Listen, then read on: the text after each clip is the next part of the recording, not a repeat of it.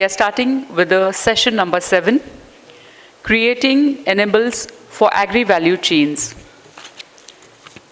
May I invite the moderator and the session speakers. Today we have with us as the moderator Dr. Sudhir Kumar Goel, IAS, former Additional Chief Secretary, Agriculture and Marketing, Government of Maharashtra. He will be joining soon. May I invite all the session speakers. Mr. Raj Vallabhneni, Chief Executive Officer, Kalgudi Digital Private Limited. Can we have a good round of applause for him? Thank you so much. I also invite Mr. Prasanna Rao, co-founder and CEO, Arya Collateral Water Housing Services Private Limited.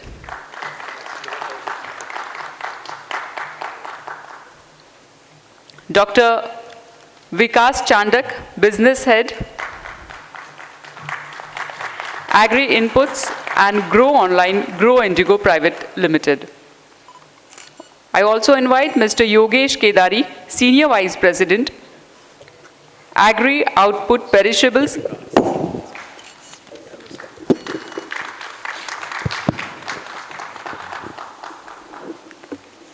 Thank you so much, sir. And now I hand over the session to the moderator, Dr. Sudhir Kumar Goel. Thank you. नमस्कार। Lunch के बाद का session है तो थोड़ा difficult है, लेकिन आपको इस सेशन में काफ़ी मज़ा आएगा, ये मैं आपको एश्योर करता हूँ। कुछ नई बातचीत मिलेगी। हिंदी में बात कर रहे हैं क्योंकि हमारे किसान भाई हैं और उनकी तरफ से मराठी में या हिंदी में बात की जाए। मैं मराठी में बात करना पसंद करता था, लेकिन हमारे कुछ मेहमान हैं कि जो मराठी नहीं समझ पाएंगे। प्रसन्ना राव यहाँ बैठे हैं, राज भाई हैं जो कि अचानक से उनको हैदराबाद से आना पड़ा तो वो हमारे साथ हैं, चांडक जी हैं। तो हम लोग हिंदी में बात करेंगे। बीच बीच में वल्लभ से मैंने बात किया तो वल्लभ नैनी जी बोल रहे थे कि शायद हिंदी नहीं बोल पाएंगे, तो अब वो बात करेंगे, मैं उसको आपको शॉर्ट में बताऊंगा। अब हम लोग क्या कर रहे हैं कल से कोशिश ये चल रही है कि फार्मर्स को और उनके जो ऑर्गेनाइजेशंस हैं उनको वैल्यू चेन में इंटीग्रेट किया जाए। तो पहला सेशन ये हुआ कि इस वैल्यू चेन के इंटीग्रेशन में सबसे पहले तो ये है कि उनको मार्केट से इंटीग्रेट किया जाए। तो पहला सेशन परांजपे साहब ने उसके ऊपर बातचीत की और सबने इस बात को एडमिट किया कि यदि प्रोडक्शन की तरफ ही ध्यान दिया जाए तो कोई वैल्यू चेन बन नहीं सकती। प्रोडक्शन इकोसिस्टम को मार्केट से इंटीग्रेट करना है। तो वैल्यू चेन का पहला पिलर हो गया मार्केट।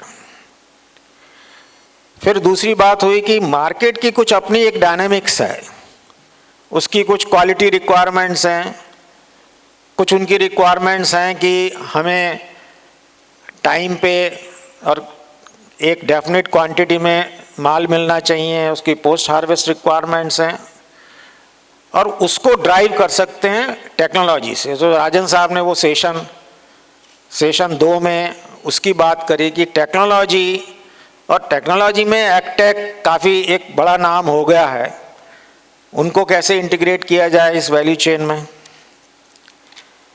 और उसके बाद आज सुबह हमारा एक सेशन था कि अब ये तो हो गया, टेक्नोलॉजी भी मालूम चल गई और मार्केट भी हमने देख लिया कौन सा है। जैसे कल हमने देखा अमेज़ॉन, उन्होंने काम करना शुरू किया है फार्मर्स के साथ, सैदरी काम कर रहा है, निंजा कार्ड काम कर रहा है और गो फॉर फ्रेश है, और भी बहुत सारे नाम हैं। तो भाई फाइनेंस चाहिए। तो सुबह रावत साहब ने वो सेशन बहुत अच्छा चलाया, सेशन 5, कि फाइनेंस कैसे मिले। फाइनेंस में प्रसन्ना राव को शायद हम नहीं जानते होंगे, लेकिन फाइनेंस में जितनी कनेक्टिविटी, मैं उनको बताऊंगा, उनसे सवाल पूछते हुए उनके बारे में आपको बताऊंगा। तो फाइनेंस की बात हुई तो तीसरा पिलर हो गया। और चौथा पिलर फिर हमने अभी देखा कि ये सब करते हुए गवर्नमेंट कुछ मदद करने वाली है कि कुछ हमको परेशान करने वाली है। तो सभी गवर्नमेंट के ऑफिसर्स ने बोला कि नहीं नहीं हम तो बड़ी मदद करेंगे। तो बीच में हमारे किसान भाई ने बोला मदद क्या करते हैं, 3-3 महीने हमारी फाइल पड़ी रहती है और सो ऑन सो फोर्थ। तो ये 4 पिलर्स की हम बात कर रहे हैं, बड़े बड़े पिलर्स की बात कर रहे हैं। इसमें छोटे भी आप इंक्लूड कर सकते हैं कि हमको मार्केट चाहिए, हमको अच्छी टेक्नोलॉजी चाहिए प्रोडक्शन पोस्ट हार्वेस्ट के लिए, हमको फाइनेंस चाहिए, और हमको जो भी एक इकोसिस्टम रहे, फैसिलिटेटिंग इकोसिस्टम जो गवर्नमेंट की तरफ से मिले वो चाहिए। कल के 2 सेशन और थे कि ये जो चारों हैं इनको मिला के हम क्या कर सकते हैं। तो एफपीओ, पहले तो किसान ही छोटे पड़ रहे थे, 85% स्मॉल एंड मार्जिनल फार्मर। अब एफपीओ भी अपने को वीक महसूस करने लगे कि हमसे अकेले से नहीं होता। तो फेडरेशन, कल हमने देखा कि फेडरेशंस बन गई हैं। वो योगेश की फेडरेशन है, उनके 1000 मेंबर हो गए। और मध्य प्रदेश की फेडरेशन है, अभी पंजाब में भी फेडरेशन है। तो ये फेडरेशन के लोग भी मार्केट को कनेक्ट करना, टेक्नोलॉजी को कनेक्ट करना, थोड़ा बहुत फाइनेंस को अरेंज करना, ये देख रहे हैं, लेकिन बहुत ज़्यादा कर नहीं पा रहे। तो फिर एक और आइडिया सामने आया है कि सिर्फ एफपीओ की फेडरेशन क्यों करी जाए, जो स्टेक होल्डर्स हैं इन सब लोगों को एक प्लेटफॉर्म पे क्यों नहीं लाया जाए। तो कल आपने सुना कम्युनिटी स्टुअर्डशिप काउंसिल, तो हमारा 4 नंबर का सेशन था कि भाई जो जितने भी टेक्नोलॉजी प्लेयर्स हैं, जितने बैंकर्स हैं, इन सब के रिप्रेजेंटेटिव्स को मिला के कम्युनिटी स्टुअर्डशिप काउंसिल एक कम्युनिटी की, और गवर्नमेंट ऑफ महाराष्ट्र ने राव साहब 50 करोड़ रुपया उसके लिए रखा है। 6 कम्युनिटीज़ की स्टुअर्डशिप काउंसिल, एक बड़ा बिजनेस अपॉर्चुनिटी रहेगा हमारे सब लोगों के लिए। अब वो तो जब शुरू होगा तब देखेंगे कितना सक्सेसफुल होता है। गवर्नमेंट उसको मदद भी करने वाली है, 5 करोड़ रुपए हर एक स्टुअर्डशिप काउंसिल को देगी, और उसमें आप सब लोगों की मदद लगेगी। अब ये तो देख लिया कि 4 पिलर हैं और 2 अल्टरनेटिव हैं। इस सेशन में हम लोग क्या डिस्कस करेंगे, ये सब क्या क्या करना है ये तो सब लोगों ने बता दिया।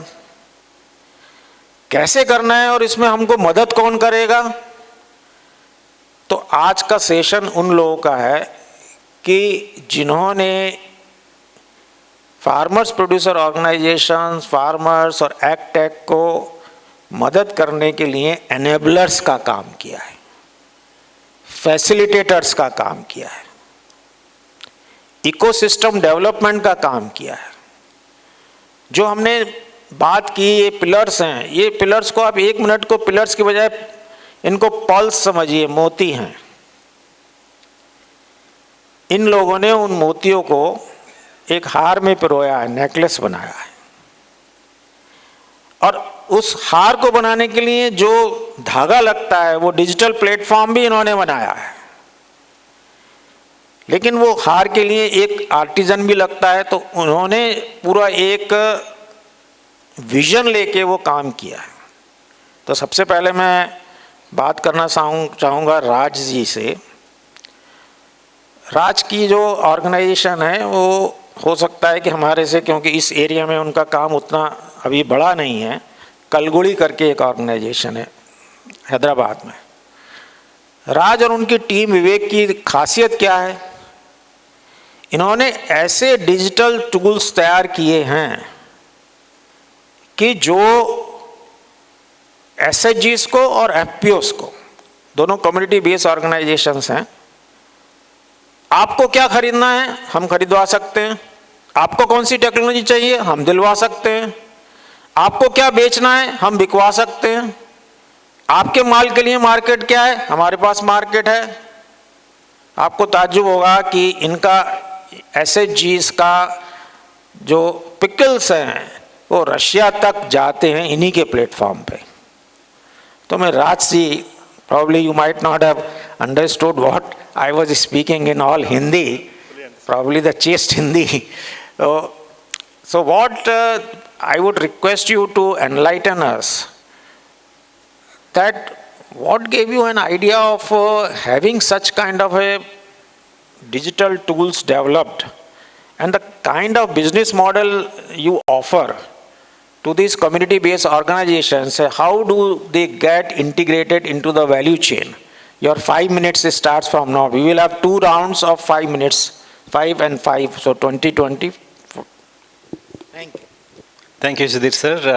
Again, sorry, I'm filling in for my business officer, Vivek Sehgalji. I cannot speak much of Hindi, but I understand, but I cannot speak much.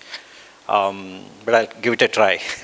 So basically, we started working in agriculture almost 20 years ago, right?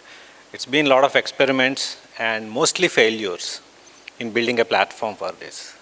But I would like to pick a few of those things where we have actually observed as a key problems in creating an ecosystem and enabling ecosystem in agriculture, which can transform it, right? The first one is we keep talking about farmer digitization or farmer using the applications and that kind of stuff. But unfortunately, the ecosystem around the farmer is actually least digitized. No productivity tools have been being used. One report says that only 50% of the input industry uses any kind of digital tools today. And most of it is already outdated. If you pick advisories or if you pick input industry or processing or any kind of trading and marketing or any of these things, nobody is really using much of a technology as per se.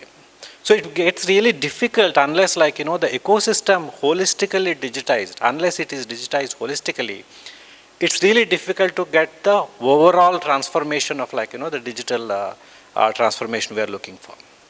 So that's the first one we started working on, building digital tools.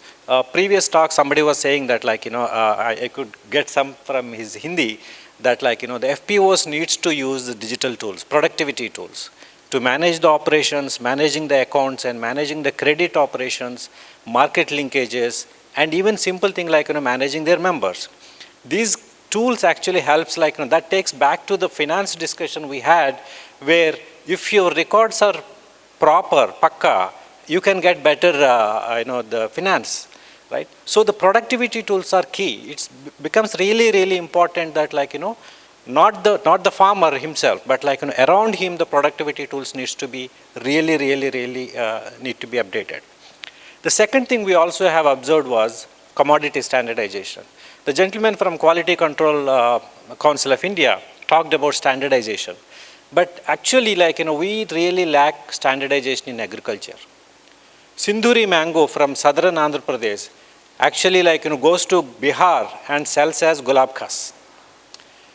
The farmers or the FPOs that are producing that doesn't know that the market exists there. It all happens between that, the name change happens between the trading cycles and the profits are made. And it also hurts a lot in terms of pushing the right advisories and everything, and even evaluating the credit worthiness. So the commodity standardization, I request you, sir, to take it up as a major exercise to standardize these things. The third one is again coming back to the inputs. So we have many input suppliers that does not have direct connect with the farmer. It all happens through the supply chain and the logistics and whatever the distribution channels today. The problem there is individual needs of the farmers are small, that the suppliers are not able to move their might to provide the right inputs at the right time. We all understand the output market linkages are the biggest challenge. Last year from Guntur area, dry chili exports was 6,000 crores, right? And if you see how it happened, there were a bunch of Chinese, the people actually, the traders, wholesalers came there. They sat there for during the harvest time and during the processing time. And they had few more people, canvassing agents, local, walked around and they bought 6,000 crores.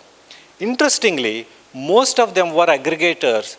They were actually taking it back to China and selling to the local users, processors and oleoresin extractors. And we are surprised to see that they were talking about a margin of almost 50%. See, where is the biggest problem there, that the buyers, the real buyers in China do not have access or the discovering the product produce here. So that is the big reason, like, what the biggest challenge in output market linkages today is the discovery. Where is the product available? What kind of quality it is, and what kind of, the parameters that it, adheres to. And another thing, let's go to, the direct to the consumer. We work in Sikkim a lot, particularly with, as Sudhir sir said, with self-help groups. Organic, the whole state is organic. Organic turmeric, they get about 40 rupees per 100 grams. If you look at it in Amazon, it's about 200 rupees. And in the market in Germany, it is 2,000 rupees, right?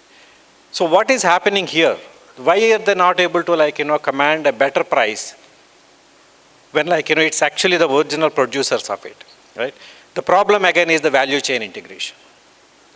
There is the value chains are not digitized and discoverable in terms of better packaging and processing, and also getting the human certifications. They don't know what the human certification means to push it to the Germany market. Right? So that's a problem with the direct to the market kind of stuff. And also we have found another key problem that we have faced when building all the systems and services.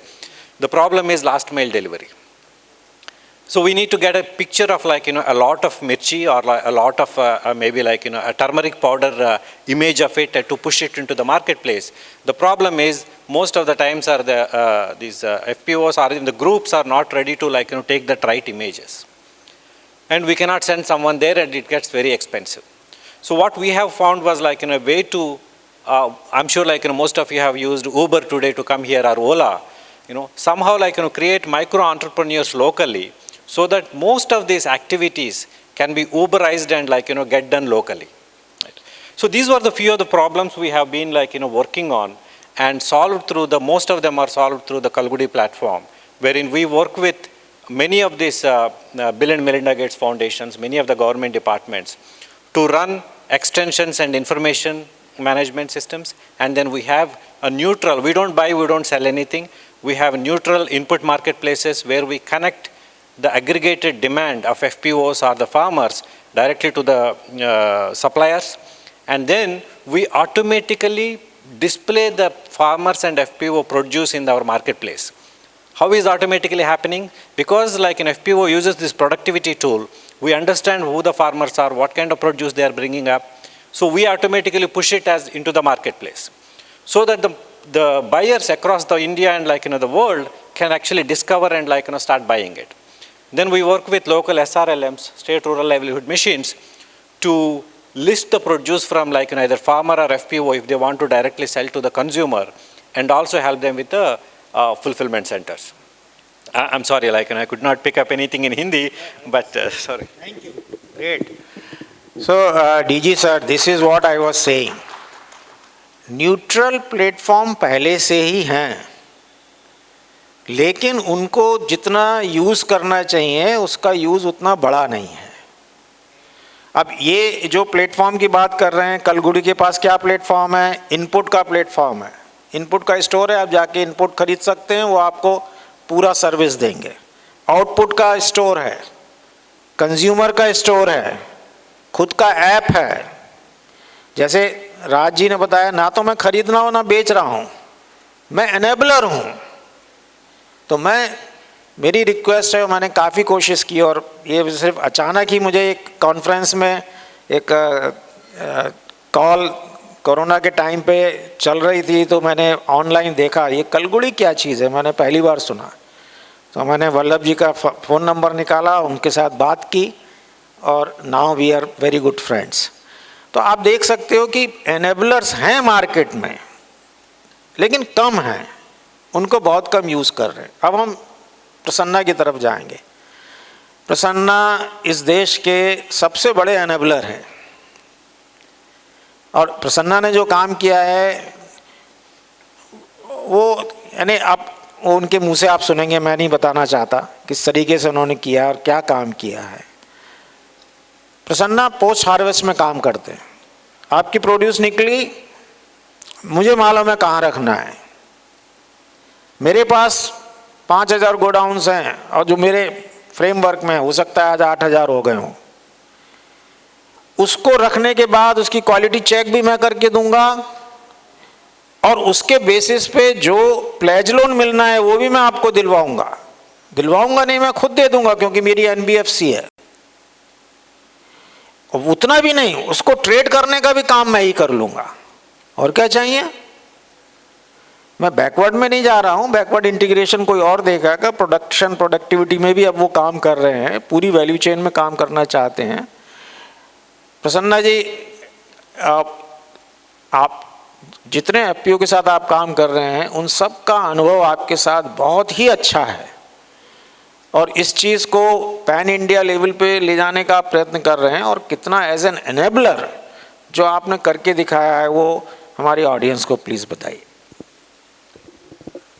बहुत बहुत धन्यवाद sir. I think it's an honour to be sitting alongside you और आपके सामने मुझे ये कहने का मौका मिल रहा है, बोलने का मौका मिल रहा है। आई थिंक जो हमारा उद्देश्य था जब हमने ये आर्या का सफ़र शुरू किया था करीबन 10 साल पहले, वो ये था कि हमारे देश में जो किसान है वो बहुत छोटे किसान हैं और हमारे किसानों के पास कभी ये आज़ादी या ये ऑप्शन नहीं रहा है कि वो डिसाइड कर सकें, वो तय कर सकें कि उनको अपना माल कब बेचना है। और दूसरी बात यह है कि अगर वो कभी सोचें कि उनको कब बेचना है तो ये तय कर सकें कि वो किसको बेचना चाहते हैं। हमेशा यही होता है कि आज जो है वो हार्वेस्ट हो गई, उपज हो गई और उसके बाद उनको जो भी मूल्य मिलता है, जो भी प्राइस मिलता है, उस समय में नॉर्मली प्राइस बहुत कम हो जाता है बिकॉज सारा माल एक ही साथ मंडियों में आना शुरू हो जाता है और उनको उसी भाव में अपना माल बेचने पे मजबूर उनको किया जाता है। वो उनकी मजबूरी है कि वो उस भाव में ही उनको बेचें उस माल को। और किसको बेचते हैं उसके ऊपर भी उनका कोई कंट्रोल नहीं है। वो जो भी वहाँ पे एग्रीगेटर है, कोई आड़तिया है, कोई छोटा सा ट्रेडर है, वही वो माल उनके यहाँ से वहीं से उनके लोकल नेटवर्क से ले जाता है। तो हमारा आर्या का जो उद्देश्य था शुरू होने का वो इन 2 सवालों के ऊपर आधारित था कि क्या हम किसान को ये आज़ादी दे पाएंगे या उनके संस्थाओं को ये आज़ादी दे पाएंगे कि वो तय कर सकें कि उनका माल उनको कब बेचना है और जब वो बेचना चाहें तो वो किसको बेचेंगे। और हमारी जो पूरी कहानी है या जो हमारा पूरा काम है वो इन्हीं 2 सवालों पे आधारित है। हम क्या करते हैं जब हम पहले सवाल पे जाते हैं कि वो अपना माल कब बेचें, उसमें ये होता है कि अगर वो जैसे ही अपने क्रॉप को, अपने उपज का हार्वेस्ट होता है उसी समय अगर उसको बेच देते हैं तो उस समय उनको कभी भी ऐसा नहीं हो सकता कि उनको अच्छा भाव मिल सके। और अगर आप हिस्ट्री में देखें, अभी नहीं पिछले 100-200 साल तक भी चले जाएं पीछे, जिस समय हार्वेस्ट होता है और आगे का जो भाव है उसमें कम से कम 10 से लेके कभी कभार 40% का भी बढ़ोतरी जो है वो हो सकता है और होता है। और इसका फ़ायदा जो है वो ट्रेडर्स और जो मिडलमैन हैं ये वो लोग उठाते हैं। तो इसमें वो कैसे उठाते हैं? वो जब हार्वेस्ट होता है उस समय उसको खरीद लेते हैं, उसको कहीं रखते हैं किसी वेयरहाउस में, गोदाम में, और उसके अगेंस्ट में उनको बैंक्स लोन देती हैं जिससे कि उनका वर्किंग कैपिटल जो है वो अपना मैनेज कर सकते हैं। और उसके बाद जब भाव ठीक होता है उस समय वो उसको बेच देते हैं।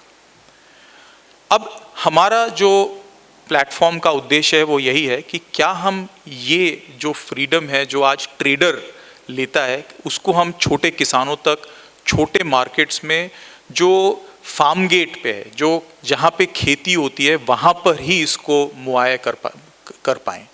और उसके लिए हमने क्या किया है, हम ये करते हैं कि जो लोकल लेवल पे वेयरहाउसेस अवेलेबल हैं उन वेयरहाउसेस को एक डिजिटल आइडेंटिटी देते हैं और उसको ये फ्लेक्सिबिलिटी देते हैं, किसान को ये तय करने का मौका देते हैं या उनके ऑर्गेनाइजेशंस को, एफपीओस को ये मौका देते हैं कि वो इन वेयरहाउसेस को आइडेंटिफाई कर सके, उनको खोज सकें कि ये वेयरहाउस यहाँ है, हमारे पास है। और इस वेयरहाउस में हम अगर माल अपना रखते हैं और हम चाहते हैं कि हम बाद में इसको बेचें तो हमको इमीडिएटली उसी वक्त हमें उसके अगेंस्ट में लोन मिल जाए। और जब उसका भाव ठीक होता है तब वो तय करें कि उस माल को किसको बेचें और उसके लिए जो हमारी प्लेटफॉर्म है वो ये करती है कि जो भी खरीदार हैं अलग अलग बड़े छोटे करीबन 4-5 हज़ार ऐसे खरीदार हैं जो प्लेटफॉर्म पे हैं जो इसको खरीदते हैं। और हमने ये देखा कि ये जो स्टोरेज या भंडारण का जो काम है उससे सिर्फ ये नहीं होता है कि आप किसान का फ़ायदा कर रहे हैं, आप उस खरीदार का भी फ़ायदा कर रहे हैं। क्योंकि जब हमारी प्लेटफॉर्म उस माल को जो किसान ने रखा है उस वेयरहाउस के अंदर में उसको सर्टिफाई करती है तो खरीदार को भी एक कॉन्फिडेंस आता है कि ये माल है क्या, कहाँ उगा है, किसने उगाया है, उसका क्वालिटी का क्या स्टैंडर्ड है। इसीलिए खरीदार भी इंटरेस्टेड होता है कि वो आके इस प्लेटफॉर्म के साथ जुड़ के किसानों का माल या जो एफपीओज हैं उनका माल ले सके। और इस बीच में फाइनेंस का बहुत बड़ा योगदान है क्योंकि किसान तब तक माल नहीं रख सकता जब तक उसको उसके एवज में पैसे ना मिले। वो बेचता इसीलिए है ना कि उसको पैसे चाहिए, और उसके लिए हम फाइनेंस जो है वो उसी वक्त, और हमारा एक प्रॉमिस है कि जब आप अपना माल वेयरहाउस में लाके रखेंगे तो अगले आधे घंटे के अंदर आपके अकाउंट में पैसा चला जाएगा।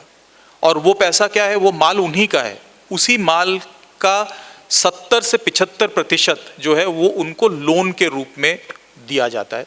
वो हम अपने फाइनेंशियल्स हमारे बैलेंस शीट से भी देते हैं, हमारी खुद की एनबीएफसी है, और हम करीबन 25 से 30 बैंक्स के साथ जुड़े हुए हैं जिनके साथ मिलके ये पैसा हम एफपीओज को या किसानों को दिलवाते हैं।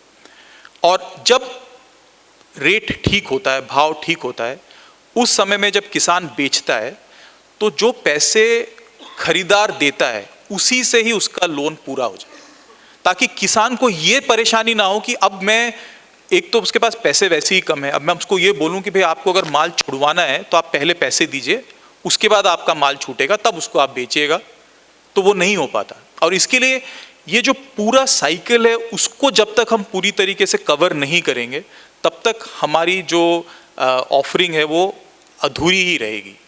तो इसके लिए एज अ प्लेटफॉर्म जो आर्या करती है वो ये करती है कि हम फार्म गेट लेवल पे जो वेयरहाउसेस हैं बहुत छोटे होते हैं, उन वेयरहाउसेस को डिजिटाइज करते हैं ताकि एक किसान, एक एफपीओ उस वेयरहाउस में माल जब वो चाहे वो माल उसमें रख सके, उसके अगेंस्ट में उसको इमीडिएटली लोन मिल सके, जब वो बेचना चाहे तो उसके पास एक बहुत बड़ा ऑप्शन हो कि वो किसको बेचना चाहता है। जो अभी राज जी ने भी बताया कि इसमें एज अ प्लेटफॉर्म न्यूट्रल होना बहुत ज़रूरी है। हमारा ये मानना है कि अगर हम ये कहें हम ही वो माल खरीद लेंगे और हम उस माल को बेचेंगे तो हमारा ये मानना है कि हम एक और बिचौलिए हो जाएंगे। तो हमारा काम ये है कि हम उसके माल को कैसे किसी एक ऐसे बायर के साथ जुड़वाएं जिससे कि सबसे ज़्यादा फायदा उसको हो, और उसमें हम अपना पैसा लेंगे, हम अपना कमीशन लेंगे, हम अपना पैसा भी बनाएंगे उसके अंदर। और इसकी वजह से कि हर लेवल पे आपने ट्रांसपेरेंसी और एक डिस्कवरी, जो एक दृश्यता, मैंने वर्ड ढूंढा कि उसको हिंदी में क्या बोलते हैं, कि वो आपको पता लगे कि कहाँ पे क्या है, वेयरहाउस कहाँ है ये आपको पता हो, खरीदार कहाँ है ये आपको पता हो, जो खरीदार है उसको ये पता हो कि वो जो माल खरीदना चाहता है वो कहाँ है और उस माल की क्वालिटी क्या है।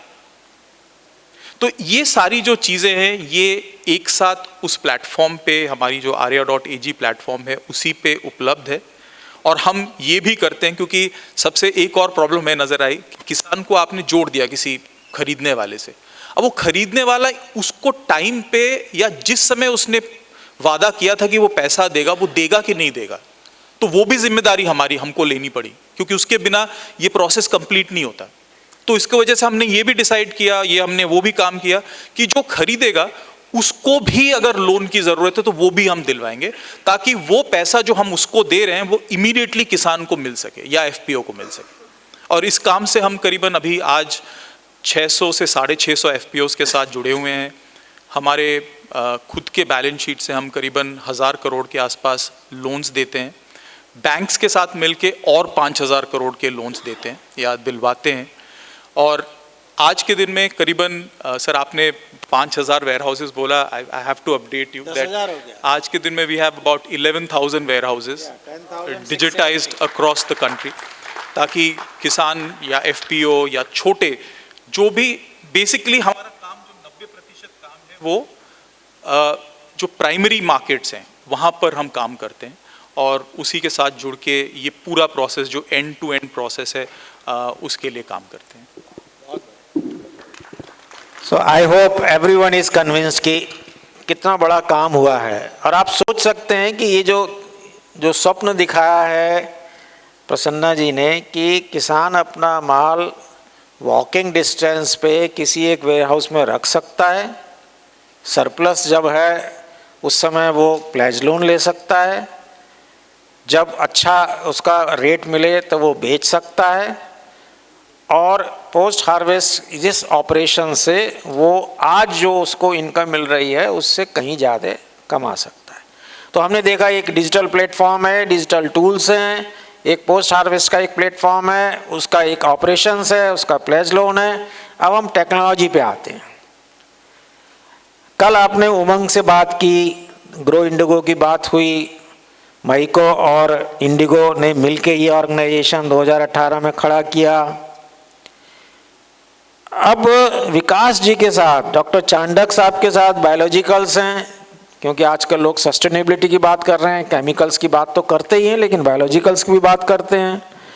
ग्रो ऑनलाइन करके प्लेटफॉर्म है जो कि उनको रिटेलर्स तक जोड़ रहा है, इनपुट डीलर्स को। कल एक बात हुई कार्बन क्रेडिट की, तो कार्बन क्रेडिट का एक प्लेटफॉर्म है और ग्रो मंडी भी है। तो ये एक और इसी तरीके का एफर्ट्स है कि जिसको मैंने उसको नाम दिया एनेबलर्स। तो एक और एनेबलर्स हैं ग्रो इंडिगो। डॉक्टर साहब। Thank you sir.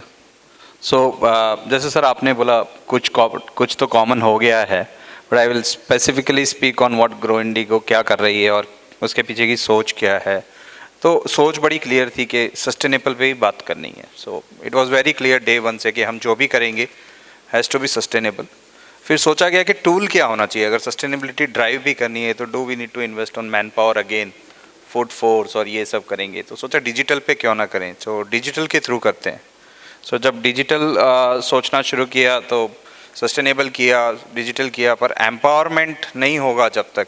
सर ने एनेबलर बोला, हमने सोचा एम्पावर करते हैं ना हर एक स्टेक होल्डर को, क्यों ना एम्पावर करें फार्मर को, क्यों ना रिटेलर को एम्पावर करें, क्योंकि ये बहुत इंपॉर्टेंट पीस है एफपीओ के लिए या किसी भी वैल्यू चेन के। जब तक स्टेक होल्डर्स एम्पावर नहीं होंगे ना, सिस्टम एम्पावर नहीं होता। तो हमने सोचा चलो फार्मर्स को एम्पावर कैसे करेंगे। तो फार्मर्स को एफपीओ का माध्यम तभी शुरू हुआ, 17-18 की बात है जब ये सोचा जा रहा था। एफपीओस का भी मोमेंटम तब से ही बनना शुरू हुआ। तो फार्मर्स के लिए हमने सोचा knowledge can be one thing, sustainability के लिए इनपुट ज़रूरी है। तो जो हमारा टाई अप था, Indigo is known as a company which has 40,000 plus microbe का उन्होंने स्काउटिंग किया है, और माइको का खुद का रिपोजिटरी है 20,000 माइक्रोब्स का, क्योंकि वो बीटी पे काम करती थी। और टेक्नोलॉजी का अमलगेशन इतना बढ़िया था, दोनों का अमलगेशन इतना बढ़िया था कि जो इंडियन सब कॉन्टिनेंट में जो माइक्रोबियल स्कैनिंग की टेक्नोलॉजी है वो बेसिकली सॉइल के अंदर की है, कि सॉइल के अंदर से हम माइक्रोब ढूंढते हैं और फिर हम डिफ्रेशिएट करते हैं कि ये इस पर्पस के लिए, ये इस पर्पस के लिए। जबकि जो इंडिगो करती थी, जो बड़े फार्मर्स में, फार्म होल्डर्स में करती थी, वो सॉइल के प्लांट के पार्ट में देखती थी कि प्लांट में माइक्रोबियल डाइवर्सिटी क्या है, जिसकी वजह से ये प्लांट अच्छा परफॉर्म कर रहा है और ये प्लांट सही परफॉर्म नहीं कर रहा है। सो जो 2018 में ये सोचा कि दोनों एंडो और एक्टो, उसको अगर टर्मिनोलॉजी में बोले तो एंडो माइक्रोब्स और एक्टो माइक्रोब्स को कैसे कंसोर्शिया में बिल्ड किया जाए, कि एक कंसोर्शिया बनाया जाए जो कि बिल्कुल फोकस करे न्यूट्रिएंट यूज़ एफिशिएंसी पे, वाटर यूज़ एफिशिएंसी पे। और सर आपको बात पता हो, जब लास्ट कोविड से पहले एक मीटिंग बॉम्बे चैम्बर्स में हुई थी तो सभी थे, तो वाटर एज अ बिज़नेस की बात चल रही थी कि शुगर केन का इतना प्रोडक्शन होता है, इतना वाटर लिया जाता है। सो उसमें वाटर यूज़ एफिशिएंसी का माइक्रोब कैसे हो, कि कैसे हम वाटर को रिड्यूस करें, और एनवायरनमेंट के साथ सॉइल हेल्थ को एम्पावर करना। और जो मेरे कलीग उमंग ने भी बोला, हमें लग रहा है next revolution is about soil health, कि अगर हमें ये प्रोडक्टिविटी मेंटेन करनी है या बढ़ानी भी है तो वो जो सॉइल है उसकी स्ट्रेंथ ज़रूरी है। तो ये तीन को ध्यान में रख के कंसोर्शिया बनाए गए। बाज़ार में कंसोर्शिया बहुत कॉमन थे, तो और कुछ छवि भी ख़राब थी, क्योंकि और रमेश चंद जी ने बहुत क्लियरली उसको स्पेल आउट किया था कि कुछ काम गवर्नमेंट को नहीं करने चाहिए थे। सो उसमें से एक काम जो गवर्नमेंट ने किया, जब बायोलॉजिकल आया तो पूरा सब्सिडाइज्ड रखा। सो उसकी प्राइस प्रीमियम कभी पता नहीं चली, और राइट प्लेयर नहीं मिला। तो जो एक एडवांटेज हमें मिला एज अ कंपनी वॉज कि माइको की जो गुडविल थी ना, तो जब माइको इसको लेके आई तो फार्मर का एक्सेप्टेंस वॉज वेरी गुड कि यार अब कोई जेन्युइन प्लेयर आया है जो क्वालिटी के साथ तो खेल नहीं करेगा। That gave us more energy कि we should not start thinking of crop specific microbes के सबको पता है राइजोबियम नोड्यूलेशन करता है, पर माइक्रोब्स टेम्परेचर सेंसिटिव होते हैं, वो परफॉर्मेंस अलग होता है। तो देन वी स्टार्टेड थिंकिंग रबी में जो टेम्परेचर होता है उसमें कौन सा राइजोबियम का स्ट्रेन अच्छा काम करता है, खरीफ में कौन सा अच्छा करेगा, समर में कौन सा अच्छा करेगा। सो रिसर्च उस लेवल तक किया कि क्रॉप स्पेसिफिक माइक्रोब्स लेके उनके फॉर्मुलेशन बनाए गए।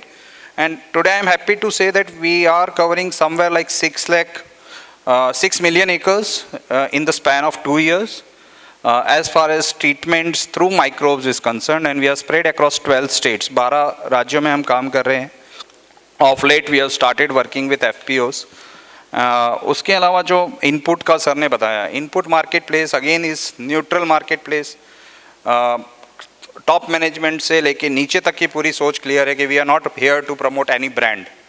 सो वो पूरा मार्केट प्लेस ऐसा है कि अगर सेलर को बेचना है तो वो प्राइस सही देगा तो बिकेगा, नहीं तो नहीं बिकेगा। अगर बायर को खरीदना है, बायर मतलब रिटेलर N-1 लेवल, मतलब फार्मर -1 लेवल तक प्राइस स्टेबिलिटी कैसे रहे। अगर सेलर जो प्राइस देगा it will be seen to all retailer at a same price, so no discounting, no back end, nothing. So वो जो फ्लैट प्राइस है वो उसको दिखेगी और वो N-1 लेवल तक कंसिस्टेंट रहेगी। तो जो एक डर होता है ना कि प्राइस बहुत फ्लक्चुएट होता है, इनको सस्ता मिला, इनको महंगा मिला, सो वो प्लेटफॉर्म की ब्यूटी ये है कि प्राइस डिसीजन ग्रो इंडिगो बिल्कुल कुछ नहीं करता। Grow Indigo is just a enabler, it just provides a platform which has 1 lakh retailers on one side and big companies on other side. What is जो beauty है grow Indigo की, और जो मुझे हमेशा महसूस हुआ कि रिमोट लेवल पे कभी कभी जो अच्छे इनपुट्स है वो पहुंच नहीं पाते हैं, क्योंकि मैं बायर से बात कर रहा था, यूपीएल के जेंटलमैन यहाँ पे हैं और ये इनसे भी कभी मौका मिलेगा तो चर्चा होगी। पर मेरा आइडिया ऐसा है कि 30% से बड़ा डिस्ट्रीब्यूशन किसी का नहीं होता। अगर 4-5 लाख रिटेलर्स हैं अक्रॉस इंडिया तो मैक्सिमम रीच किसी की 1 लाख रिटेलर है या 2 लाख रिटेलर ज़्यादा है, तो बाकी के 3 लाख आर डिप्राइव्ड, उन्हें नहीं मिल पाते वो इनपुट जो ये बदलाव लाएंगे यील्ड इम्प्रूवमेंट का और क्वालिटी इम्प्रूवमेंट का। सो मे बी ये प्लेटफॉर्म है, ये रिमोट ओरिएंटेड ज़्यादा है कि भाई आप रिमोट में जो रिटेलर बैठा है जिसका फिनेंस इज़ अ इश्यू, तो हम लोग डेली ग्रॉसरी की तरह करते हैं कि आपको आज अगर मटेरियल चाहिए 2 बॉटल इस कंपनी की, 2 बॉटल इस कंपनी की, 2 बॉटल इसकी, वी डू दैट ऑल्सो कि रिटेलर को हम एम्पावर करें कि उसे क्रेडिट के लिए नहीं भागना पड़े, रोज़ एक ऑर्डर लगाएगा, हम रोज़ सप्लाई करेंगे। So that is a beauty of grow online platform कि यहाँ पे किसी को प्रेफरेंस नहीं है, डिसीजन दोनों तरफ जो प्रोवाइडर हैं, सर्विस प्रोवाइडर हैं, और हम सिर्फ एनेबलर्स हैं। उमंग ने कल बहुत ही खूबसूरती से मंडी की बात की, और मैं सर बताऊँ आज सुबह भी बात हो रही थी, और मेरा एक एक्सपीरियंस है, जब मैं IIM में था तब ये कॉटन का इश्यू हुआ था, इलीगल कॉटन का बड़ा हवा चली थी अर्ली 2000 में कि गुजरात में बहुत इलीगल कॉटन होता है और इसे जला दिया जाए। सो मैं उस टाइम पे IIM ने सोचा कि चलो इसको सर्वे करते हैं कि फार्मर के क्या व्यूज़ हैं। तो हम गए थे, तो फार्मर का ये कहना था कि यार बरसों में तो पहली बार ऐसी टेक्नोलॉजी मिली है जिसमें हमें 30% फ़ायदा हो रहा है। आप जाके कंपनियों को क्यों नहीं बोलते कि यार ये BT टॉक्सिन को आप रिफाइनिंग में हटा दो, हर बार आके क्यों फार्मर को बोलते हो कि आप ये बैन कर दो। And that day it struck me कि यार हर एक चीज़ अगर फार्मर को ही करनी है, या FPO जो कि एक नया अवतार है फार्मर का, FPO को करनी है, तो वो तो कभी ग्रो ही नहीं हो पाएगा ना, उसको सबसे पहले इजीली बकरा बना दिया जाता है। So that day onwards I thought कि एनेबलमेंट, और मैं आज भी बोलता हूँ कि व्हाट ग्रो मंडी और का जो हमारा एम्फेसिस है वो उसको प्रीमियम प्राइसिंग, उसे कैसे राइट प्राइस दिया जाए। सो वही वांट, हम लोग फार्मर की इनकम, आर प्रोजेक्शंस ऐसे हैं, और जो हम 45,000 एकर्स में काम कर रहे हैं पंजाब और हरियाणा में, वी एंटिसिपेट कि 45% improvement in income will happen just by changing the management practices, just by changing the management practice. जो फार्मर को आता है वो उसकी स्किल सेट है, उसे खाली मैनेजमेंट चेंज करना है और वो 45%, और उसका ब्रेकअप बड़ा सिंपल है और ये टेंजिबल बेनिफिट है। वो वाटर में बचा सकता है, वो एडवाइजरी के थ्रू उसको राइट डिसीजन मिलते हैं, बायोलॉजिकल इनपुट यूज़ करने से फर्टिलाइज़र में बचाता है वो, और उसको जो प्रीमियम मिलता है, Madhur and Umang and team work कर रही है कि उसे लेस वाटर इनपुट यूज़ हुआ है उसका प्रीमियम कैसे मिले। तो branded rice, and I was talking to Khosla ji here, we are doing something like 1,000 ton rice this year, and we will be tapping urban market to sell it to Bombay and other places, that the people who want to pay premium for low emission, low water use rice should use this as a mechanism जिससे कि farmer के जेब में पैसा मिले। And Umang also made it clear कि carbon program में it is the first program which will give 75% of the revenue back to farmer. So the highest revenue going back to the farmer is in carbon programs. Okay great. So आपने देखा कि neutral platform input के लिए, neutral platform output के लिए, एक platform technology के लिए ग्रो इंडिगो के अंडर अभी चल ही रहा है। तो हमने 3 प्लेटफॉर्म देखे। अब last but not the least, शायद इंडिया का सबसे बड़ा ई कॉमर्स प्लेटफॉर्म देहात एग्रीकल्चर फील्ड में यदि आप देखें तो योगेश केदारी यहाँ पर हैं और महाराष्ट्र में उन्होंने ये काम शुरू किया है। मेरा अभी तक का इम्प्रेशन ये था कि अभी नॉर्थ या ईस्ट में ही ज़्यादा हैं और यूपी, बिहार, झारखंड में ही इनको ज़्यादा प्रेम है, महाराष्ट्र को इन्होंने छोड़ दिया है। तो उन्होंने मुझे बताया कि नहीं, हम तो 8,000 सेंटर में से 800 सेंटर हमने महाराष्ट्र में शुरू किए हैं। मुझे बहुत खुशी है कि जब मेरी मेरे ख्याल में 1 साल हो गया होगा इनसे मुलाकात हुई मेरे घर पर, तो मैंने रिक्वेस्ट किया था कि आप यहाँ आए हो और ये महाराष्ट्र की देन है, तो ये काम करेंगे। देहात का ये जो हिस्ट्री है और शशांक और उनकी पूरी टीम है 1 मिलियन फार्मर्स के ऊपर फार्मर्स के साथ जुड़ गए हैं। इनका पूरा AI प्लेटफॉर्म है।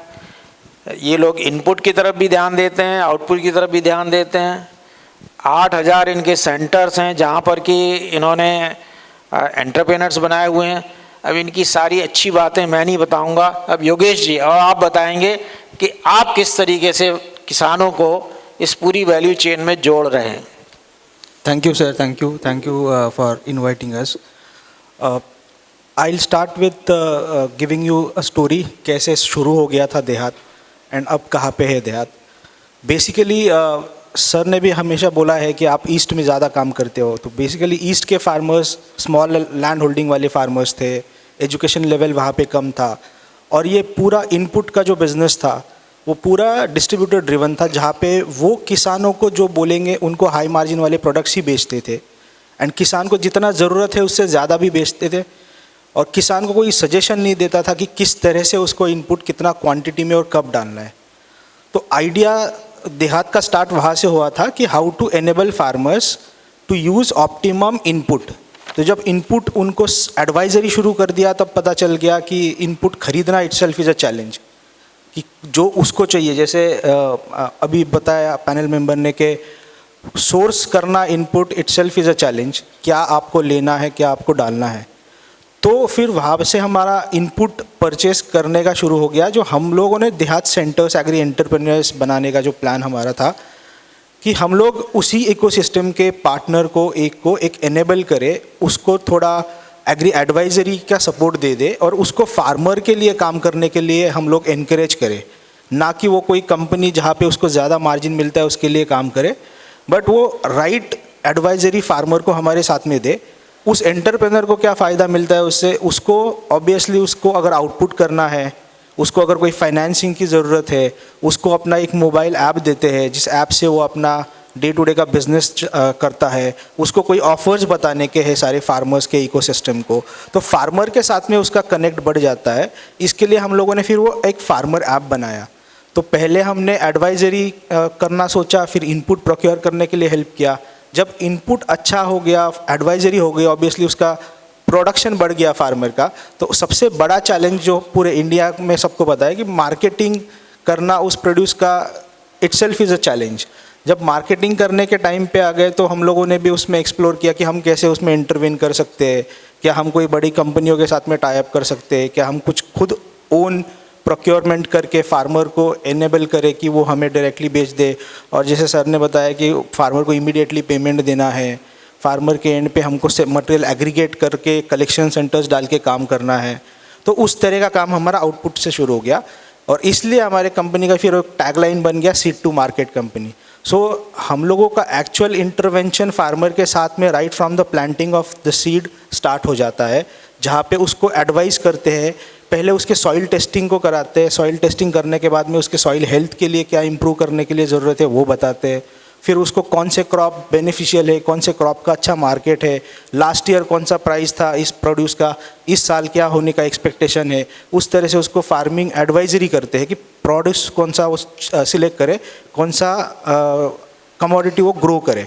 जब उसको वो ग्रो करने का स्टेज आ जाता है तो उसको अलग अलग लेवल पे, जैसे सर ने बोला कि एआई प्लेटफॉर्म है हमारा, तो उसके ऊपर आने वाली डिसीजेस, उसका सॉइल हेल्थ, उसका क्रॉप हेल्थ, इसके बारे में फार्मर को एक फार्मर ऐप दिया हुआ है। उस फार्मर ऐप से हम लोग उसको एडवाइजरी और कंटिन्यूस एंगेजमेंट रखते हैं। ये सब हम एक कॉल सेंटर से करते हैं, हमारा डेडिकेटेड कॉल सेंटर है। किसान अपना कोई भी प्रॉब्लम है उस कॉल सेंटर पे बता सकता है, उसको इंडिविजुअल फार्मर को फ़ोन जाता है, उसको उस पेस्टिसाइड फर्टिलाइज़र के कॉन्सेंट्रेशन और उसकी जानकारी दी जाती है। जैसे हम लोग अभी एनिमल फीड में भी काम करते हैं, हमारा एक खुद का खुराक करके ब्रांड है, तो उसके जरिए काफ़ी फार्मर हमसे जुड़े हुए हैं। तो वो सारे फार्मर्स को जैसे लंपी करके कभी वायरस आया हुआ है तो उसके प्रति अपने एनिमल को कैसे, गायों को, भैंसों को कैसे, गायों को कैसे बचाया जा सकता है, तो उसके लिए भी एडवाइजरी देते हैं। तो इस तरह से हम लोगों ने एक प्लेटफॉर्म तैयार किया है जहाँ पे कंटिन्यूस फार्मर के साथ में एंगेजमेंट हो। अब यहाँ पे फार्मर्स के साथ में इंडिविजुअल ट्रांजैक्शन जो आउटपुट साइड में होता है, ऑब्वियसली सारे फार्मर का हर एक को आके हमारे को बेचना पॉसिबल नहीं होता है। तो हम लोग विलेज लेवल में जो इनपुट सेंटर है जहाँ से हम लोग उसको पेस्टिसाइड्स बेचते हैं, हम एनकरेज करते हैं कि उसी इनपुट सेंटर को उसका कलेक्शन सेंटर बनाए और उस कलेक्शन सेंटर से मटेरियल जहाँ पे हमको एक साइजेबल एक ट्रक लोड पिकअप इतना वॉल्यूम बन जाए तो हमको प्रोक्योरमेंट के लिए आसान हो जाता है। तो enablement of that input center is not only to sell and advise to farmers but also to buy, कि उससे कैसे हम खरीद सकते हैं एग्रीगेट करके, एंड फिर हम उसको मार्केट में बड़ी बड़ी कंपनियों को बेचते हैं, बल्क में ट्रेड करते हैं। मोस्ट ऑफ द कंपनी जो आउटपुट में काम कर रही है, फार्म प्रोड्यूसर कंपनियों को भी एक्सपीरियंस आया होगा, जो मतलब बड़े बड़े ब्रांड्स के साथ में काम करते हैं, वो एक पर्टिकुलर ग्रेड का मटेरियल मांगते हैं, राइट, कि इसी ग्रेड का मटेरियल दे दो तो हम करेंगे। Most of the time collection centres इसीलिए कॉन्सेंट्रेटेड होते हैं, जैसे मॉडर्न ट्रेड में, ई कॉमर्स में जो भी कंपनियां हैं उनको एक स्पेसिफिक ग्रेड बेचना होता है। हम कभी भी फार्मर को ये नहीं बोलते कि हम आपका ये ग्रेड नहीं लेंगे, वो ग्रेड नहीं लेंगे। ऑब्वियसली फार्मर से अगर आपको खरीदना है तो सारा लेना पड़ेगा। ये मैं पेरिशेबल के एंड पे ज़्यादा बोल रहा हूँ because I take care of perishables. तो फार्मर को जब ये करना पड़ता है, जैसे ड्राई में तो फार्मर आके अपना सारा मटेरियल एक साथ बेच सकता है, पेरिशेबल में इट इज़ वेरी चैलेंजिंग। आपको सबको पता ही होगा कि एक ही ग्रेड बेचने जाओगे तो बाकी के ग्रेड को मटेरियल को रेट कौन देगा। तो हम लोग एज इट इज़ उसको परचेस करते हैं and we are trying to reach to wholesale markets. हम लोग होलसेल मार्केट में उसको ट्रेड करते हैं, जहाँ पे प्राइस पैरिटी अलग अलग मार्केट्स में पैन इंडिया है तो पैन इंडिया ट्रेड करते हैं। इस तरह से हम लोग वो फार्मर का वो वाला प्रॉब्लम भी सॉल्व करते हैं जहाँ पे smaller aggregation is a problem, then select grade is a problem. उसको तो स्मॉलर एग्रीगेशन करके हम लोग माइक्रो एंटरप्रेन्योर के थ्रू कलेक्ट करते ही है एंड उसका सारा ग्रेड खरीद के उसकी वो वाली प्रॉब्लम भी सॉल्व करते हैं। इस तरह से हम लोग सीड टू मार्केट करके पूरा काम कर रहे हैं। Thank you sir. Great great. तो आपने ये 4 प्लेटफॉर्म देखे, योगेश ने बताया कि प्रोडक्शन से लेके मार्केटिंग तक, और 8000 सेंटर जो हैं उस सेंटर पे उनका, जिसको माइक्रो एंटरप्रेन्योर्स बोलते हैं, डायरेक्टर बोलते हैं, वो वहाँ के फार्मर्स को एडवाइजरी भी देता है, उनको इनकी इनपुट भी व्यवस्था करता है और उनका आउटपुट की मार्केटिंग के लिए भी मदद करता है। तो ये 4 एनेबलर्स आपने देखे, कंट्री में और भी होंगे लेकिन हमने आज आपके सामने इनको सामने लाए। अब ये सेकंड राउंड में इसको कैसे बढ़ाया जाए, सिर्फ एक इस सब्जेक्ट के ऊपर हम चर्चा करेंगे और क्योंकि टाइम को देखते हुए उसको शॉर्ट में रखेंगे। तो Raj, I just want to understand from you and what is your vision that now this FPO movement is taking shape. Now you are having, on one side you have 70 lakh SHGs and 8 crore members. So 8 crore women members. On the other side you have 20,000 FPO and having a membership which is 10%, that 80 lakhs. So that is the kind of difference. On one side you have a volume of 8 crore women members of SHG, on the other side you have this number for farmers. I think not even 80 lakhs. It is 20,000 multiplied by 400. So how much is that? 80 lakhs? 80 lakhs. Yeah. Okay. So you have developed such a potent digital tool, a platform. Now what is your vision that it should reach to nook and corner of the country, not necessarily only under Kalgudi platform, it could be multiple partners, multiple players, but then such kind of a platform is available where I can plug in. I just go to that platform, plug in. If I want to purchase something, I can plug in. If I want to sell something, I can plug in, and so on and so forth. So what is your view, what is your vision to make it a kind of a household word? Yeah, thank you, sir. So, making a platform is one thing, and really making it useful at the grassroots is even more difficult one, right? Particularly when we are expecting a rural self-help group woman or a farmer or an FPO to think like business, right? For example, let's say if an SHG woman wants to sell something in Amazon, right? Amazon expects them to take the right image, write the content, do the translation, have the pricing strategy, have advertisement strategy, and all those things she needs to do, and then send her inventory there. Right? And even if, let's say, an FPO wants to use B2B platforms to sell their produce, let's say Alibaba, I just want to pick some name, right? It's really difficult, बहुत मुश्किल है. If you want to put up your produce for sale, you want that that you have this produce, the world wants to see, right? You want the world to see it. It's very difficult for to put something up in Alibaba or in any of these B2B platforms. So the problem is that to scale this, we don't have the ecosystem who is thinking like a business. And one side is the business, the second side is market demand is more than often different from what you are producing. For example, Mars Chocolate wants groundnuts, right? We produce second largest groundnuts in India. But Mars Chocolate wants what about that aflatoxin levels, and there are few parameters. Those needs to be taken back into the production to meet the demand, right? So one is understanding the market is a big problem. And the second is, once you understand the market and you get some access, actually making that consistently produce is the second, the biggest problem, right? So these problems, we cannot just give a platform and farmers and SHG women to start using it and get benefited. It doesn't happen. So what we are doing is, we are actually not only build the platform, but we are actually making ourselves responsible for end-to-end digital transformation. For example, I want to give an example in Odisha. We are working with few lakhs of self-help group women, right? The first thing is we digitized all of them. We give them digital applications, tools, all those things we have given. We have connected them to universities and all those things for advisories. Next important thing what we did, जैसे कि sir बता रहे थे that stewardship council, right? So we do a lot of category management. See, there are 200 types of products this SHG woman makes. So there is a lot of effort goes into understanding the market, what market demands differently, or even to push into that market, what kind of packaging is needed, what kind of parameters are needed, what certifications are needed, and all those category management we do. And then once the category management gives a template, So if you want to go and sell in that market, this is the template you should follow. Then we also have created production support teams, which actually helps the SHGs and the local infrastructure framework to produce consistently in that template, using that template, so that it can go there. And the third thing what we also do is taking it into a marketplace and pushing it and helping with respect to the sales and the other customer support and the typical e-commerce and online commerce activities. So the scale actually comes from there, that where you support the whole 9 yards of this commerce.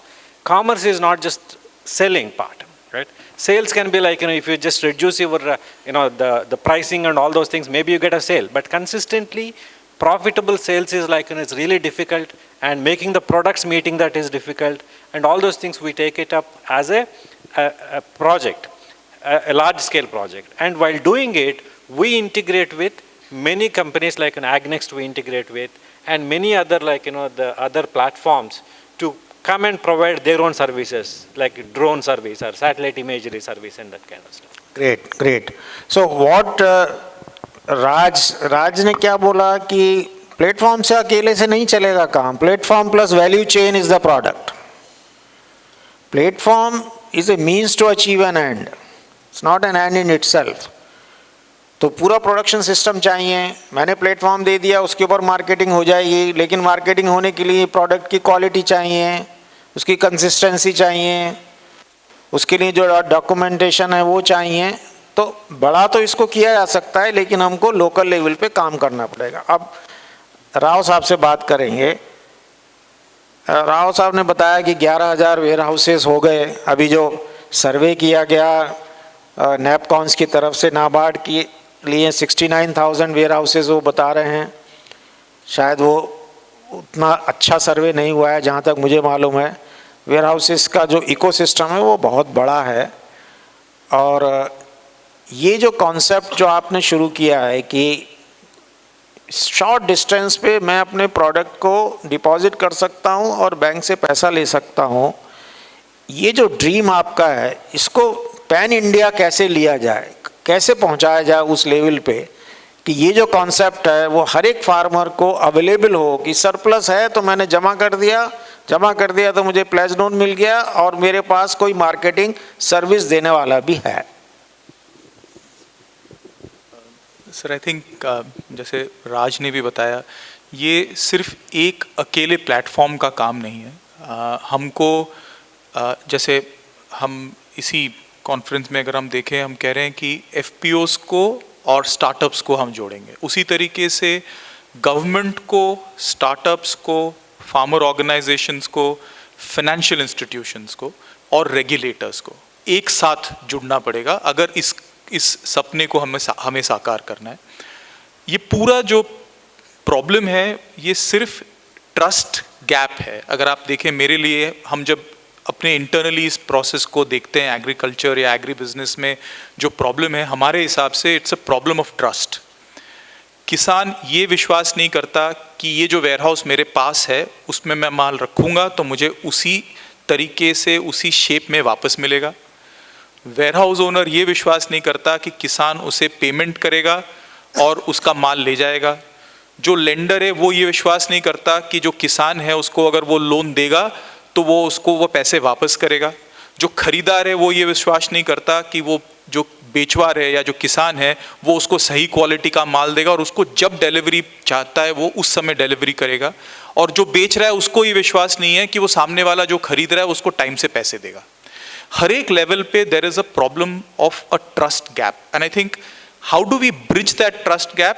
ये जो सवाल है, ये जो 4-5 बड़े stake holders हैं वो अगर साथ में जुड़ेंगे तभी हो पाएगा. इसमें अभी जैसे आपने बोला सर, नाबार्ड ने ये पूरी सर्वे करवाई है वेयर वो चाहे किसी भी तरीके से हुआ हो या किस लेवल ऑफ एक्यूरेसी का हो, बट फिर भी हम 70,000 वेयर हाउसेस के बारे में सब कुछ जानते हैं आज, पर वो अभी तक पब्लिक डोमेन में नहीं आया है. आज WDRA के साथ अगर हम मिलके इन वेयर हाउसेस को किस तरीके से उस प्लेटफॉर्म पे ले आए और ये जो प्राइवेट सेक्टर एंटिटीज़ हैं, हमारे जैसे प्लेटफॉर्म्स हैं, दूसरे एंटिटीज़ हैं, उनको इसके साथ कैसे जोड़ा जाए ताकि ये काम सिर्फ सरकार का ना हो, सिर्फ पब्लिक सेक्टर बैंक्स या प्राइवेट सेक्टर बैंक्स का ना हो, वो सारे एंटिटीज़ का हो, कि वो जो फाइनेंस उनको उस वेयरहाउस पे चाहिए वो उसी समय में ही दिलवाएं। और सिमिलरली जो प्राइवेट सेक्टर बायर्स हैं, आज के दिन में हम सारे बड़े बड़े कॉरपोरेट्स जो एग्री में काम करते हैं, भले ही वो आईटीसी हो, कारगिल हो, यूनिलीवर हो या लुई ड्रेफर्स हो या कोई भी कंपनी हो, सारे लोगों के पास आज इंटरनल मैंडेट्स हैं कि वो किसानों से डायरेक्टली प्रोक्योर करें। बट उसके बीच में क्या आता है, इट्स दैट ट्रस्ट गैप, जो कि इन एंटिटीज़ के मिलने से ही पूरा हो पाएगा। तो मेरे हिसाब से सर, मेरा जो सपना है या हमारा जो सपना है वो यही है कि ये सारे स्टेक होल्डर्स साथ में मिलके एक यूनिफाइड प्लान के जरिए काम करेंगे, जिससे कि ये ट्रस्ट गैप जो हर एक लेवल पे है वो पूरा हो सके। आपने मेरे मुंह की बात छीन ली। ट्रस्ट डेफिसिट, हर लेवल पे एक ट्रस्ट का डेफिसिट है, because of not any other reason. Farmer को जो अनुभव मिला है व्यापारियों से, उनको इनपुट डीलर से, वो अनुभव कुछ बहुत अच्छा नहीं है, तो वो मिसट्रस्ट डेवलप हो गया है। और वो ट्रस्ट डेफिसिट को जैसे कम करेंगे, तो एक बहुत अच्छी बात बताई कि मेरे अकेले से नहीं होगा, इसके साथ गवर्नमेंट को जुड़ना है, फाइनेंसिंग इंस्टीट्यूशंस को जुड़ना है, और इन सब लोगों को यदि हम एक साथ लाएं तो ये काम हो सकता है। जैसे आपने बताया 70,000 वेयर हाउसेस को लेके ही प्रोजेक्ट शुरू कर दिया जाए। ये 70,000 वेयर हाउसेस किधर हैं, ये कौन से बैंक से जुड़ेंगे, इसको किस तरीके से जोड़ना है, कौन सा विलेज किसको कवर करेगा, ये पूरा मास्टर प्लान करके at the level of somebody, whether it is government or non-government, it can be done। अब हम ग्रो इंडिगो के पास आते हैं, डॉक्टर चांडक, मेरा एक स्पेसिफिक सवाल है और आप उसके ऊपर ही कॉन्सेंट्रेट करना। कार्बन, कल कार्बन क्रेडिट की बात हुई, बहुत दिनों से ये बात सुनने में आ रही है कि फार्मर्स को कार्बन क्रेडिट से पैसा मिल सकता है। अब मेरे ये सुनने में नहीं आया, हमारे यहाँ काफ़ी लोग बोलते हैं, तो nurture.farm भी बोलता है कि हमने सस्टेनेबल एग्रीकल्चर किया और हमने उसको इंटरनेशनली सर्टिफाई करवाया, और इंटरनेशनली सर्टिफाई करवा के उनको कार्बन क्रेडिट दिलवाया, और कार्बन क्रेडिट का आज का रेट बहुत कम है, जहाँ तक मुझे मालूम है कि $1-2 तक है, जबकि जो $30 तक गया था। तो कार्बन क्रेडिट का आपके पास कोई बिजनेस मॉडल है क्या? आप बोलते हो मेरे पास वेबसाइट है, हमारे पास सर्टिफिकेशन हम करा देंगे, हम लोग फैसिलिटेशन करा देंगे। अब मान लीजिए कि एफपीओ आपके पास पहुंचता है कि हम आपके सस्टेनेबल टेक्नोलॉजी यूज़ करने को तैयार हैं, आप हमारा पूरा सर्टिफिकेशन करा के हमको कार्बन क्रेडिट दिला दो। कार्बन क्रेडिट से जो मेरी कॉस्ट ऑफ कल्टीवेशन है उसके कंपैरिजन में मुझे 5% मिलेगा, 10% मिलेगा कि 20% मिलेगा, वो परसेंटेज भी अनसर्टन है। तो कार्बन क्रेडिट के अराउंड में, और ये राज को भी मैं बोल रहा हूँ और ये देहात को भी बोल रहा हूँ, ये बहुत बड़ा मॉडल हो सकता है कि हम लोग आगे जाके सस्टेनेबल एग्रीकल्चर के थ्रू कार्बन क्रेडिट्स तैयार करें, और कार्बन क्रेडिट्स तैयार करके उसको ट्रेडिंग करवा के फार्मर को उसका पैसा दिलवाएं, तो शायद हमारा कंट्री, पूरा कंट्री सस्टेनेबल एग्रीकल्चर को अडॉप्ट कर ले, क्योंकि मेरा जो सस्टेनेबल एग्रीकल्चर का जो एक्सपेंडिचर है वो शायद कम हो जाए। सर, तो इसका मॉडल तो ग्रो इंडिगो ने कर दिया है, और मैं पूरा बताता हूँ। ग्रो इंडिगो में हम लोगों ने फर्स्ट प्रोजेक्ट है स्मॉल ऑर्डर फार्मर्स के लिए, वेरा सर्टिफाइड प्रोजेक्ट है, जिसमें वी आर एनरोल 45,000 फार्मर्स, और इनको carbon credit, first set of credits will be available by this year and, financial year and. और ये मॉडल पूरा वर्क करता है, मैंने जैसे बताया, मैनेजमेंट प्रैक्टिसेस चेंज करने पे। तो DSR राइस, ये राइस वीट सिस्टम का प्रोजेक्ट है अभी, और फिर हम उसको स्केल अप कर रहे हैं राइस, शुगर केन, मेज राइस, मेज ड्राई, उस पर उस पर कर रहे हैं।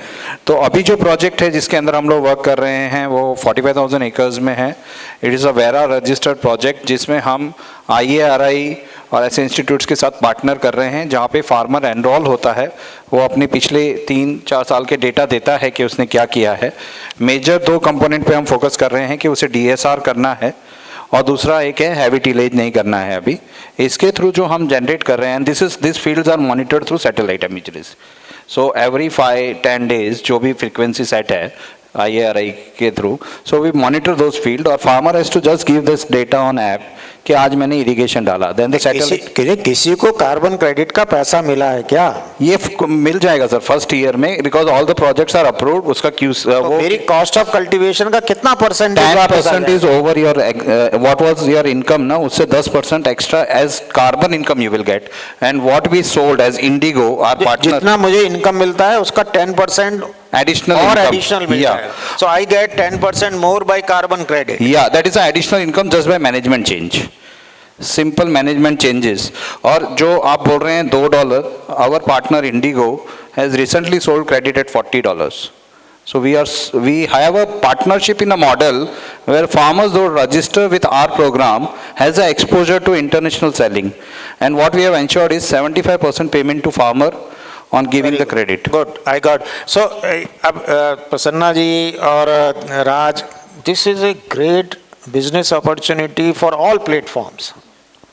Bringing sustainable agriculture practices, monitoring end to end, connect it to the carbon market, get the money back in the pockets of the farmers. This can become a good thing. अभी एक specific question, अभी egg revolution यानी जिसको देहात का नाम है egg revolution. देहात में जाएंगे तो आपको एक कुछ और दूसरी वेबसाइट मिलती है, उनका नाम है एग रिवोल्यूशन. अब योगेश जी मुझे बताइए, बहुत सिंपल सवाल है और उसी के ऊपर आप जवाब दीजिएगा. आपका इनपुट बिजनेस आउटपुट बिजनेस का 10 गुना है. आपका आउटपुट बिजनेस इनपुट बिजनेस का 10 गुना कब होगा? सर आपको पहले अपडेट कर दूं नंबर. अभी input business is 60% and output is 40%. Good good. Last तो अभी year. 10% Last नहीं year. है. ओके, अच्छा है, आपका इम्प्रूवमेंट हुआ है, 60-40 हो गया. या so how it happened is dry में काम करना शुरू किया हमने. ड्राई कमोडिटीज़ में हम फ्रूट्स वेजिटेबल्स और ड्राई में भी काम करते हैं. एंड अराउंड 200 करोड़ का फ्रूट्स वेजिटेबल्स का बिजनेस हो गया है एंड अराउंड 800 करोड़ का ड्राई का बिजनेस हो गया.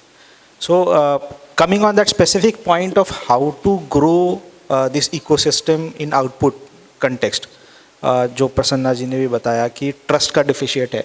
मुझे क्या लगता है कि मैंने काफ़ी FPOs के साथ में काम किया है पिछले 8-10 साल में एंड रिसेंटली तो बहुत सारे FPOs बने हुए हैं. जो ट्रस्ट FPO को कॉरपोरेट्स के साथ में है एंड कॉरपोरेट का रीज़न FPO के साथ में काम करने का ट्रस्ट का कम होने का रीज़न बेसिकली ये होता है कि quality understanding and price understanding. एक एग्जांपल देता हूँ, जैसे प्राइस हो गया, कौन से प्राइस को फार्मर से हमने एक एग्जांपल लेते हैं, अनियन खरीदना है, इसका इतना सब्जेक्टिव डिस्कशन होता है एंड वो बहुत बार ऐसे होता है कि FPOs के साथ में काम करो, आपको वो ट्रेड कभी मैच ही नहीं होगा क्योंकि FPO एक प्राइस पकड़ के बैठता है.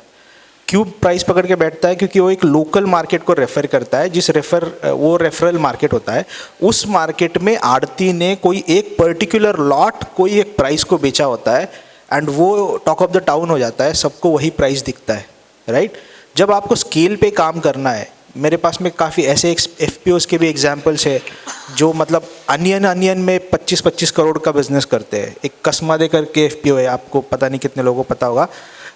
कलवन, सटाना, मालेगांव, देवला, ये 4 डिस्ट्रिक्ट जो नॉर्थ महाराष्ट्र के, उसमें उन्होंने किया हुआ है. फैंटास्टिक जॉब करते हैं एंड सारा ये ऑर्गेनाइज प्लेयर के साथ में बिजनेस नहीं कर रहे, ट्रेडिशनल ट्रेडर्स के साथ काम कर रहे. बिकॉज वहाँ पे फार्मर को उन लोगों ने इतना क्लोज ग्रुप में काम किया हुआ है, जो हम लोग देहात करके करते हैं. हमारे जैसे और 100 देहात बड़े हो जाएंगे तब जाके कहीं पे 10-15% फार्मर पे इम्पैक्ट होगा. ये लोग ऑलरेडी वो काम कर रहे हैं जहाँ पे इनपुट दे रहे फार्मर को अश्योर कर रहे, एडवांस पेमेंट दे रहे, ऑन द स्पॉट 50% पेमेंट दे रहे. तो उससे फार्मर का ट्रस्ट बनता जा रहा है. तो ये trust with the corporates also and with the startups also farmer को FPO को लाना पड़ेगा, तब जाके ये आउटपुट स्केल हो पाएगा. अदरवाइज ये ट्रेडिशनल बिजनेस ही चलता रहा है और यही चलता रहेगा because 90% of the business is being done by traditional business. बहुत अच्छा पॉइंट बताया है कि जो ट्रेडर के साथ जो एक ट्रस्ट है, वो ट्रस्ट कैसा है, अब उसको ज़्यादा डिस्कस करने की ज़रूरत नहीं है.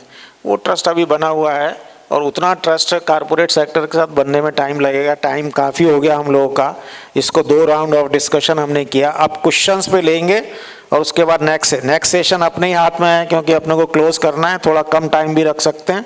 Anybody wants to ask a question. आपको समझ में आएगा कि ये क्या पूरी कहानी क्या चल रही है, ये सब लोगों को एक जगह कैसे ला सकते हैं. Any questions?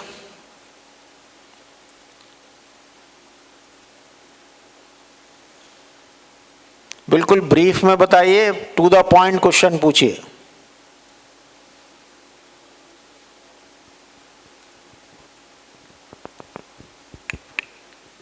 Hello. Yes. Sir, I'm Ramandeep from Rallis India.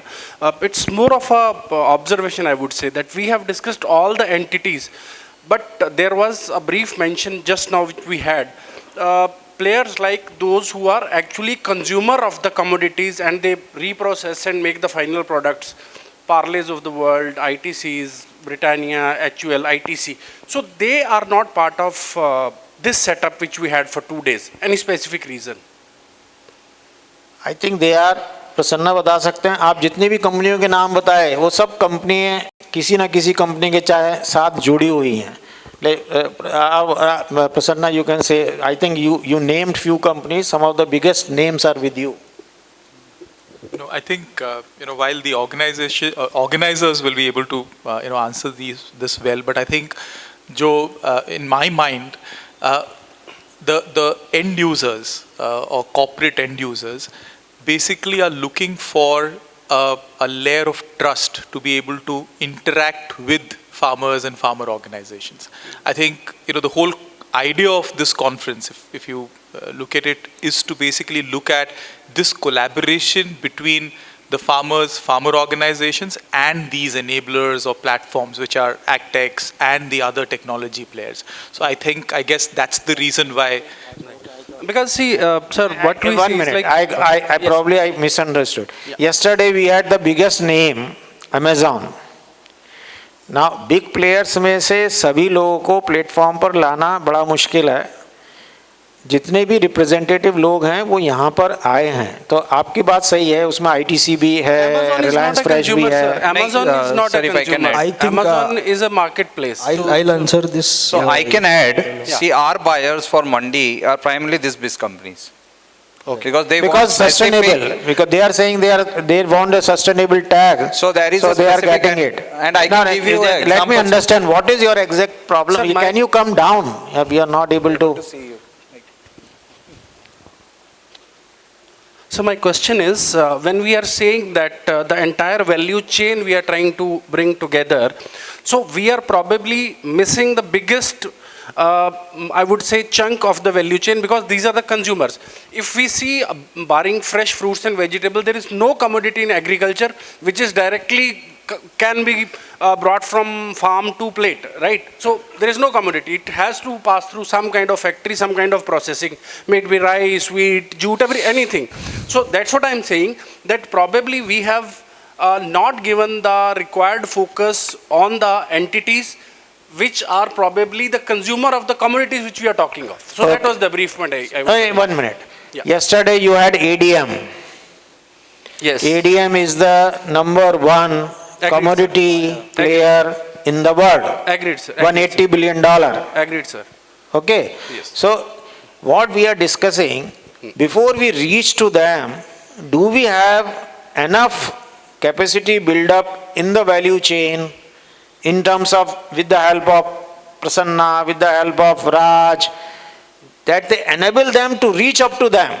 Agreed. Because they have some market requirements, and to meet those market requirements we have to build up the entire ecosystem below that.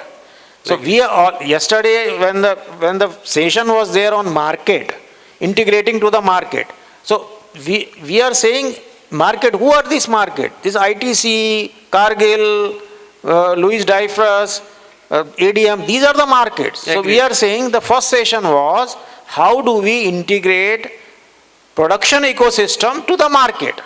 So I would say that session 1 was totally devoted to what you are saying. And sir, I can add to it if you have permission. Yeah. So last year we had this in Mandi. There was a good company in South. They wanted a specific variety of wheat for biscuits.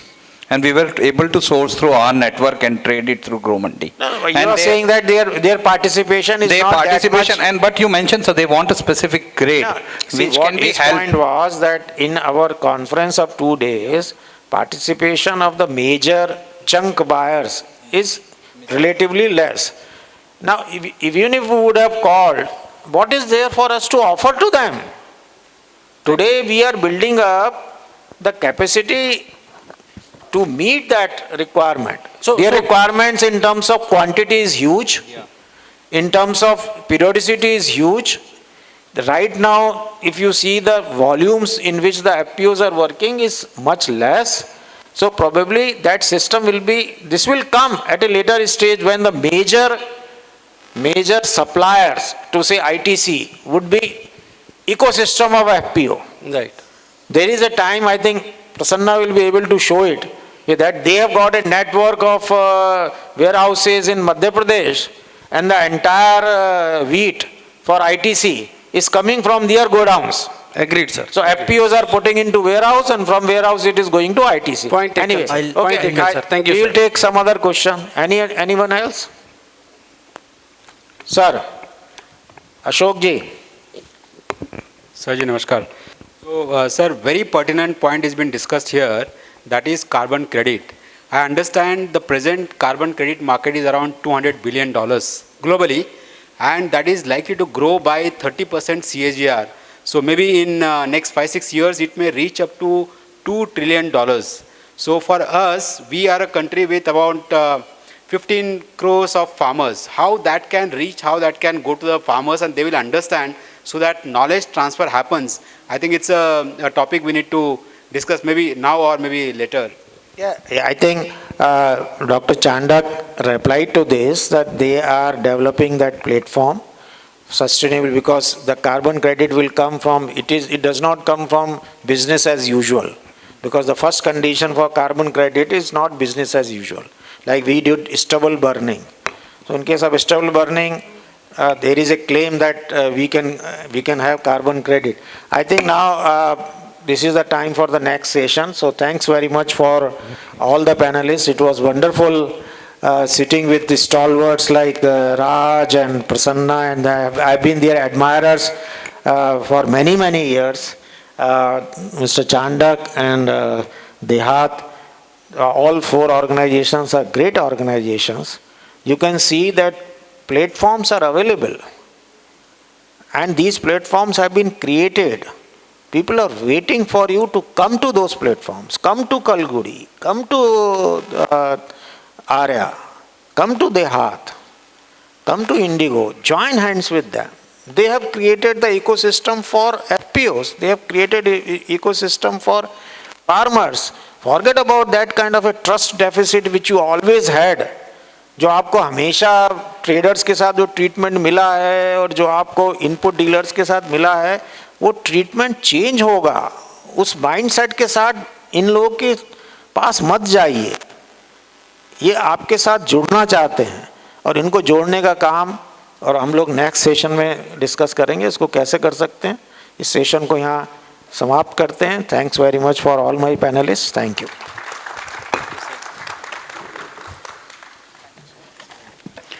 Thank you very much, sir. I request Sandeep Khosla, sir, to please come up on stage and felicitate all the speakers and moderator. Moderator Dr. Sudhir Kumar Goel ji, IAS, former Additional Chief Secretary, Agriculture and Marketing, Government of Maharashtra.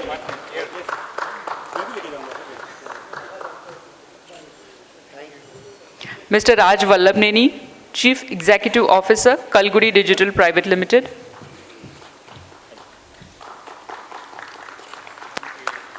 Mr. Prasanna Rao, Co-founder and CEO, Arya Collateral Warehousing Services Private Limited.